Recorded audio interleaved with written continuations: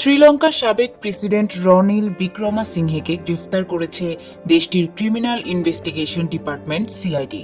শুক্রবার কলম্বোয় সিআইডি কার্যালয়ে গিয়ে বিবৃতি দেওয়ার সময় তাকে গ্রেফতার করা হয়। অভিযোগ রয়েছে, রাষ্ট্রীয় তহবিল ব্যবহার করে তিনি লন্ডনে স্ত্রীর স্নাতক সমাবর্তনে যোগ দিতে গিয়েছিলেন। তবে শ্রীলঙ্কা পুলিশের মুখপাত্র তাৎক্ষণিকভাবে গ্রেফতারের বিষয়টি নিশ্চিত করেননি।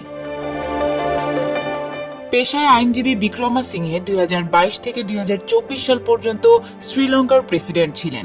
দেশের ইতিহাসে সবচেয়ে ভয়াবহ অর্থনৈতিক সংকটের সময় ব্যাপক গণবিক্ষোভের মুখে তৎকালীন প্রেসিডেন্ট গোটাবায়া রাজাপাকসে দেশ ছাড়লে তিনি দায়িত্ব নেন। দ্বীপ দেশটিকে পুনরুদ্ধারের পথে ফিরিয়ে আনার জন্য তিনি ব্যাপকভাবে প্রশংসিত হয়েছিলেন। এর আগে 6 দফা প্রধানমন্ত্রী হিসেবেও দায়িত্ব পালন করেছেন তিনি।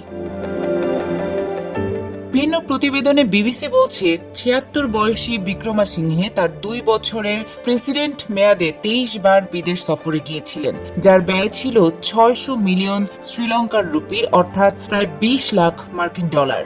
শুক্রবারের গ্রেফতারি ঘটনাটি বিশেষভাবে যুক্ত 2023 সালের এক সফরের সঙ্গে। সে সময় তিনি কিউবায় অনুষ্ঠিত G77 সম্মেলন থেকে ফেরার পথে যুক্তরাজ্যে একবার অবস্থান করেছিলেন। এ সময় তিনি ও তার স্ত্রী উলভারহ্যাম্পটন বিশ্ববিদ্যালয়ের একটি অনুষ্ঠানে যোগ দেন। শ্রীলঙ্কার সিআইডির অভিযোগ, এটি ছিল ব্যক্তিগত সফর, অথচ এর জন্য রাষ্ট্রীয় অর্থ ব্যবহার করা হয়েছে। তবে বিক্রমাসিংহে এই অভিযোগ অস্বীকার করেছেন।